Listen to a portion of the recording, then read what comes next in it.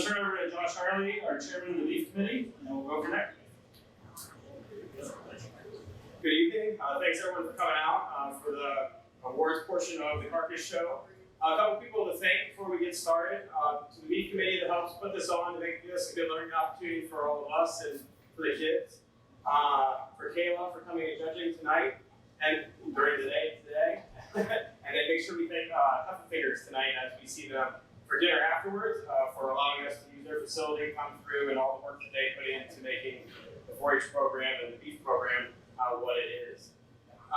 So we're going to go over and let Keayla kind of talk through what she was looking through the cooler today. We'll go through the results.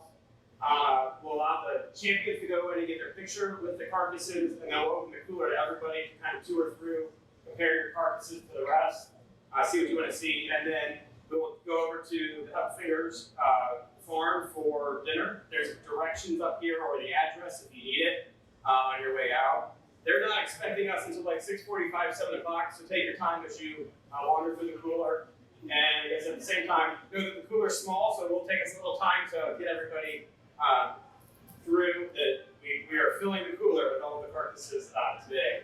So let Keayla take over and kind of explain what she's looking for, and then we'll announce the places. Okay, can you tell them a little bit about yourself too?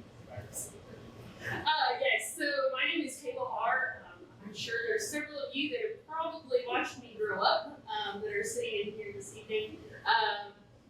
Lived just down the road here and grew up with my family's purebred Hereford operation, and then went off to school, completed a bachelor's and master's degree at Kansas State University, where I was lucky enough to be involved on several different judging teams, but really found a joy and love for meat judging and then ultimately meat science. I did a master's degree in meat science and then was fortunate enough to then help coach the meat judging team at Kansas State all last year. And then now I've moved on and have decided to pursue a PhD in meat science. So right now I'm working on a PhD in meat science at Oklahoma State.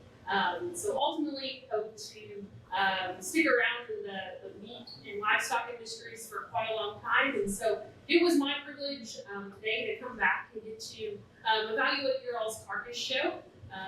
One of the big things that I think it's important to keep in mind, especially as we're doing anything meat industry related, it's pretty much all black and white. These carcasses, especially as we're talking about beef carcasses, are all almost primarily going to be priced on the rail.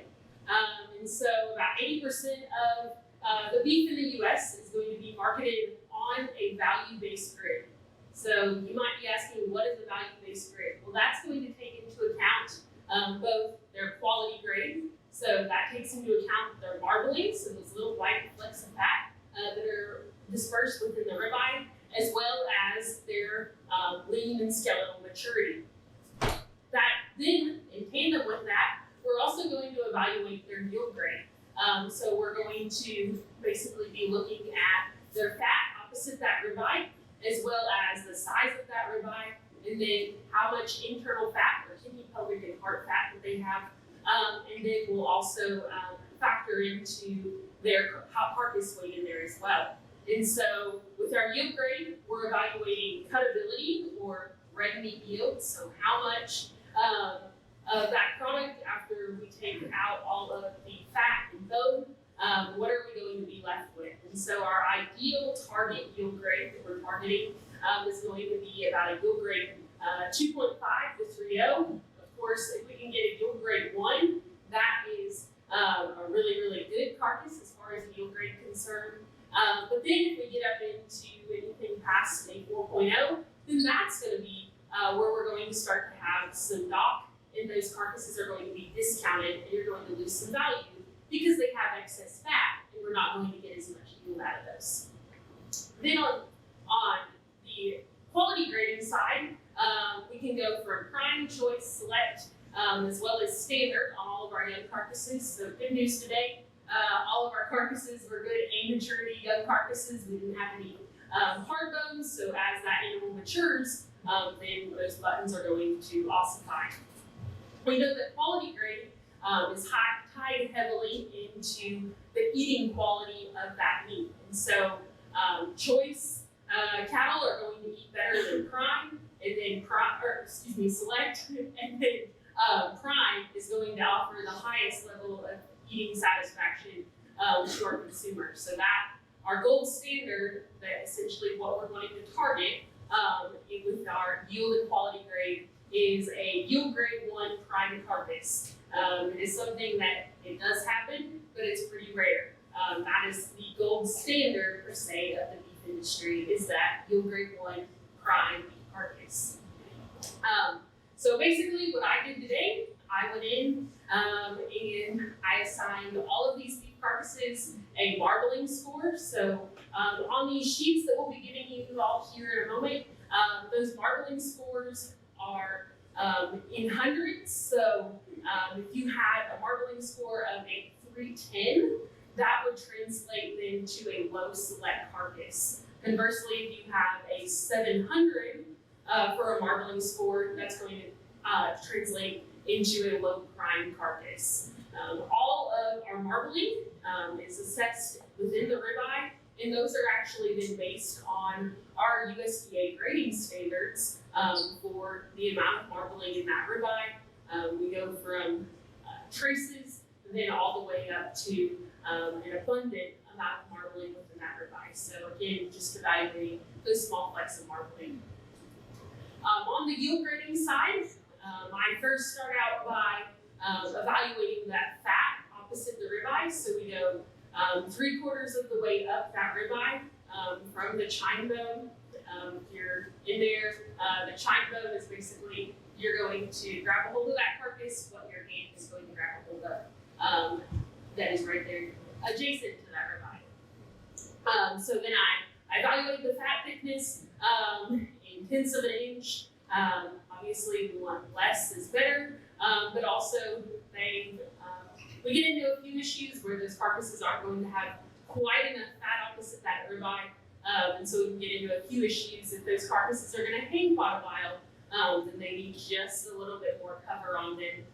But for the most part, these steers today had a really nice optimal amount of cover. You all should be commended on the live side that you all are evaluating that properly, and we really didn't have too many carcasses that I would call that were overly excessively fat on this side. So great job on that.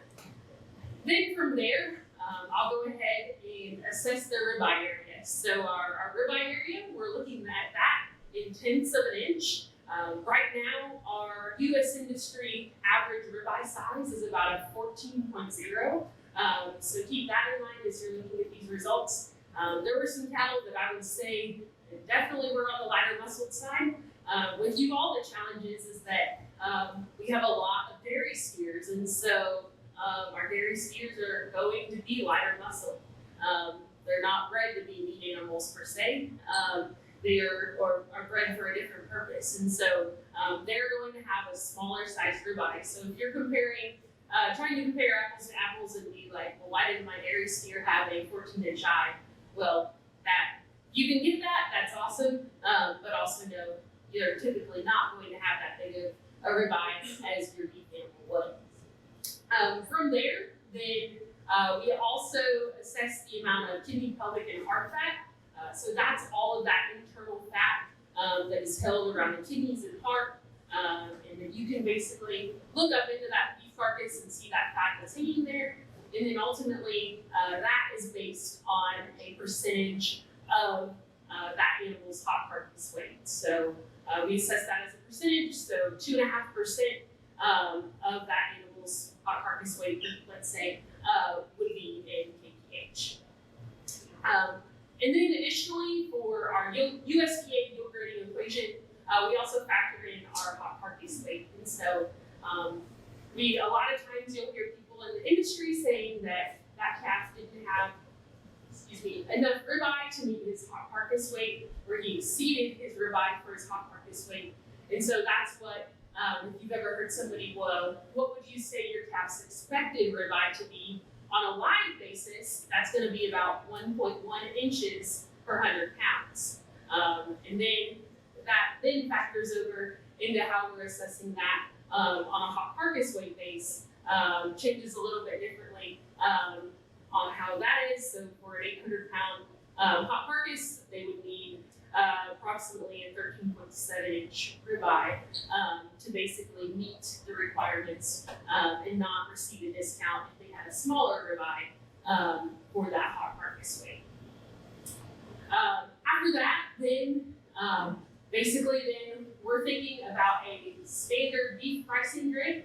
Right now, for a choice yield grade 3, low choice yield grade 3 carcass, they are bringing about $233 per hundredweight on a hot carcass weight basis. And so we basically then price them up from there. So if a carcass is going to grade in that upper 2/3 choice category, so I'm sure you all are familiar with certified Angus beef, and that is a program that has changed our industry greatly in the fact that we now know that the upper 2/3 of the choice grades, so average choice and high choice, those carcasses have a greater level of eating quality, so we're going to continually get that consumer to come back in and purchase those because of that higher level of eating quality associated with that upper 2/3 choice grade. And so for this, we went ahead and gave those high choice and average choice carcasses an additional premium on top of that base price because of that added grading ability and that added premium associated with those carcasses grading in the upper 2/3 choice. From there, then, of course, our prime carcasses, since that is our gold standard and what we're targeting, then those have an additional premium attached onto that base price as well for how that goes. Conversely, on the other side, if you have a carcass that graded select, then we're going to add a discount onto that, so you're not going to get as much money for them as if you had that low choice with grade 3 carcass, because we know there's not as much demand for that select product. Especially right now, there's about a $22 spread from choice to select. So automatically, if that carcass is downgraded to select, then there is a $22 difference in that price per hundredweight. So pretty significant. Conversely, if you look at that on the eating quality side, also there's a pretty big downgrade in the difference of eating a select versus a choice carcass as we're evaluating those from that side as well. Then, if we're also thinking about our yield grades, most oftentimes a yield grade 1, 2, or 3 is not going to receive a discount because that is what we're targeting.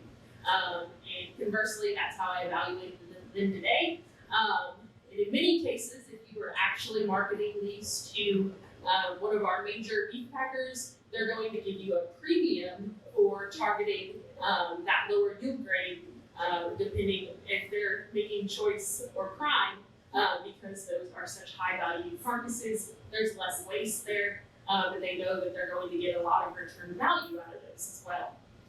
However, if you're on the flip side of that, and you have a carcass that yield grades a 4 or 5, then you're going to receive a pretty heavy discount. In the case of today, when I looked up the USDA Carcass Equivalent Index, that came out to about a $12 discount for a yield grade 4, and then about a $17 discount for a yield grade 5. So when you get that fat, you get that much extra cover on them, it might enable them to go ahead and grade choice or prime, but you're going to be facing a discount because they have that added extra cover and they're going to be in yield grade 4 or 5. So the biggest thing if we're talking about a carcass show is you want the tandem of quality and yield grade. So you want them to have an acceptable yield grade and then couple that with a good quality grade, so either a choice or a prime carcass, and that's going to allow you then to succeed in that. Additionally, today we did have a few anomalies. There is one dark cutter in the carcass show here, and if you're not familiar, a dark cutter, basically that ribeye is a very dark colored lean.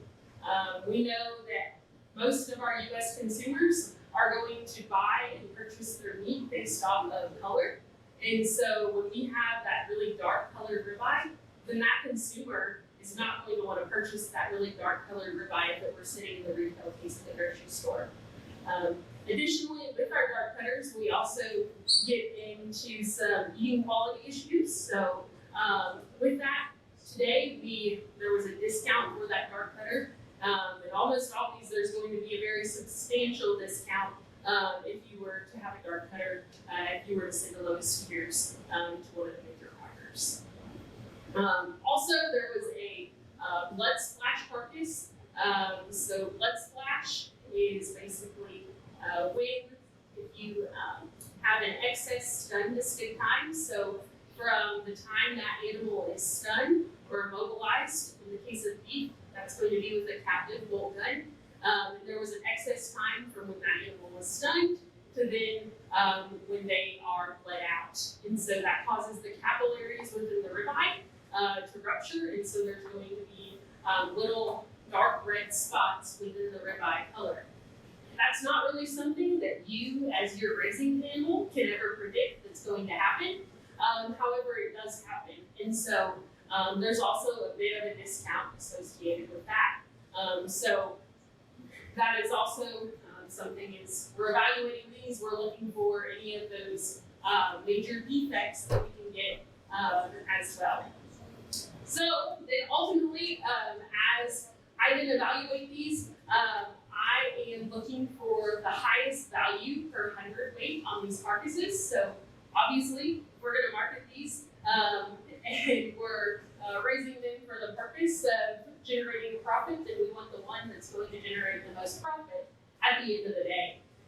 So our price per hundredweight is what I pretty much base my placing on, and then if there is a tie, in that case, on that price per hundredweight, then I'm going to then break that on the total dollar value of that animal. So ultimately, if you have a steer that grades well and then has a good price per hundredweight, then you're going to get more dollars out of them if you waste more. That's just simply how the market works and how we value on the fed cattle side and our fed beef. That's how they get valued at the end of the day.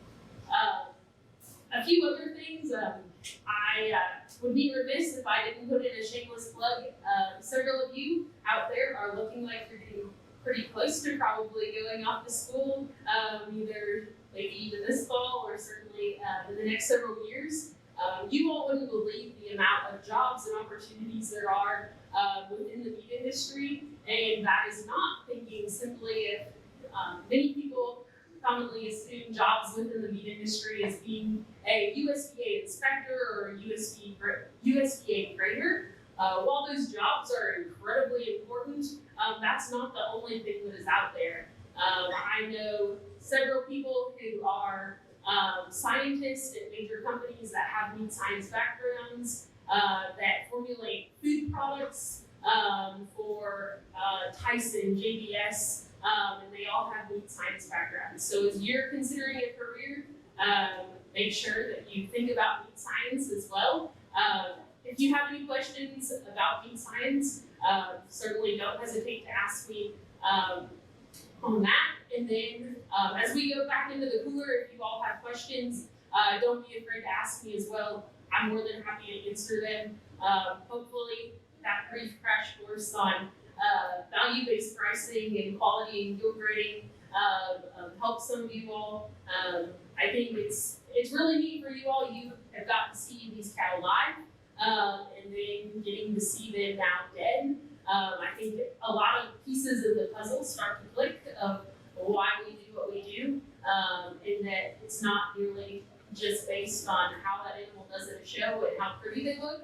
It also matters when we take that hide off as well. So I commend you all, and I think it is awesome how many people are participating in your all's Carcass Show, and you all are to be commended on that. So without further ado, I think we'll hand out these sheets to you all. One sheet is for just the dairy steers, and then there's another sheet for just the beef steers. And as you all are looking at these, Names are on the sides, so the kid's name. Then we go over 2 columns, and that's the HCW is where the hot carcass weight. The adjusted PYG, that is after I go in and I measure that fat thickness, and then I'm going to adjust up or down accordingly if that carcass is maybe a little bit fatter in other places, or if they're a little bit leaner. If they're the fattest place on that carcass is just opposite the ribeye, I'm going to adjust off of that based on just kind of the visual evaluation of those carcasses. So our PYG, that is our preliminary yield grade. If you translate that over, that can also be evaluated as just the adjusted fat thickness, so that's in tenths of an inch. Then our ribeye is evaluated in squared inches. And then the next column over would be our KPH percentage. Again, that's a number that's pretty consistent. It's taken in very loosely into the equation, so there's not a whole lot of adjustments based off of that. And then from there, we have our marbling score, and then our USDA quality grade. The other column, that's where I've denoted if the carcass had a blood splash or it was a dark cutter. And then from there, then we have our value per hundredweight. So CWT, for some of you that don't know, per hundredweight. And then our gross value, and then our carcass rank, and then Doug also got to me in time and we put the live rank in there. I was also equally as interested to see that as well, to see how those cattle were evaluated live. And so that is the brief rundown on what is included on the sheet.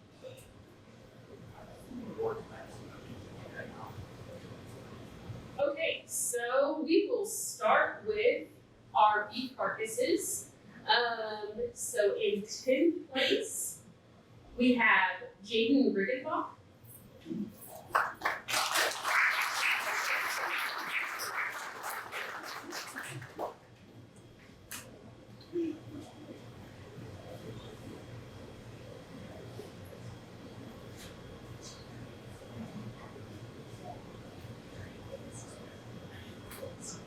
All right, our 9th place dairy beef carcass is Luke Beckler.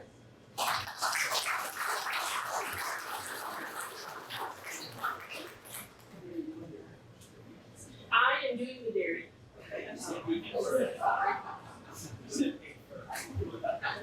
Yes, my apologies, we are doing the dairy.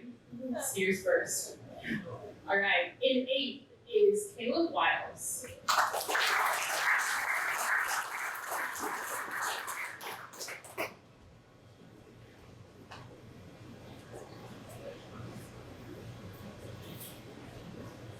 In 7th is Connor Spittle.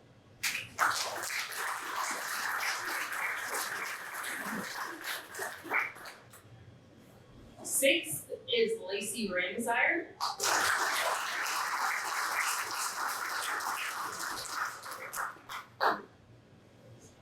In 5th is Amanda Stans.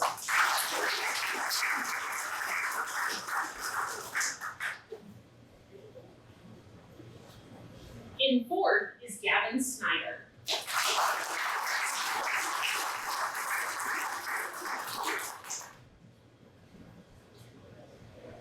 In 3rd is Cooper Fralick.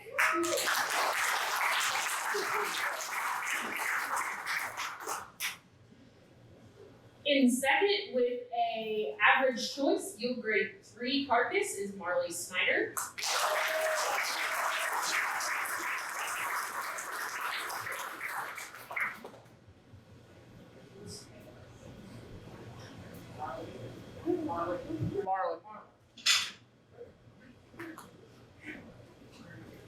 And your champion dairy carcass is a low prime, yield grade 3 from Alea Worth.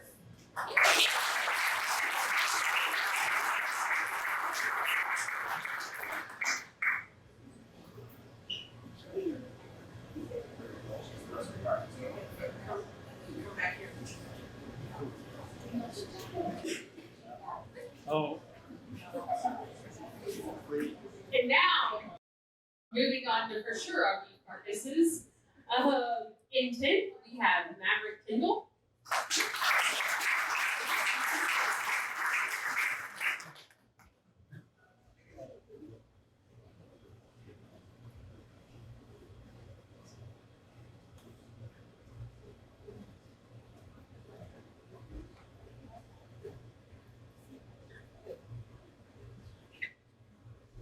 All right, in 9th, we have Jackson Subtle.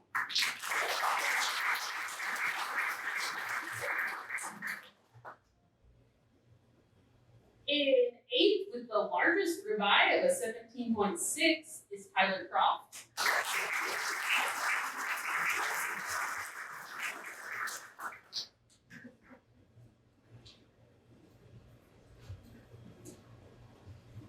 In 7th is Jillian Johnson.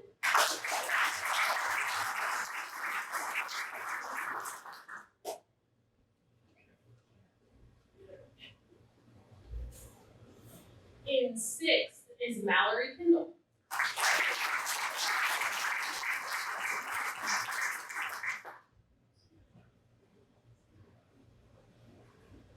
In 5th is Hunter Bullock.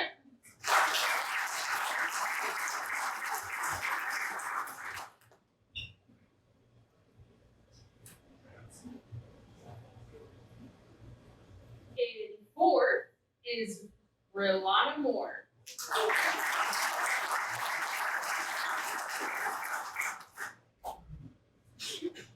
In 3rd is Abby Woolbaugh.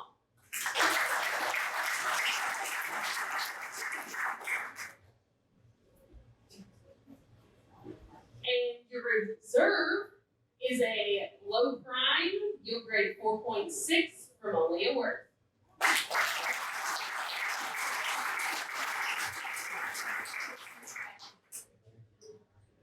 And your champion beef carcass is a low prime, yield grade 3.5 from Sarah Armstrong.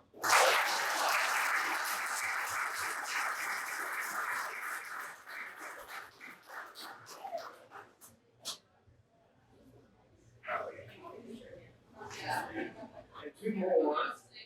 The grade of gain for the carcasses, for the beef carcass, Hunter Bullock is the winner with 4.46 pounds per day. And then Connor Spittle had a 3.93 pounds per day for the dairy beef carcasses. So you'll get a class at the fair recognizing you for those for the day.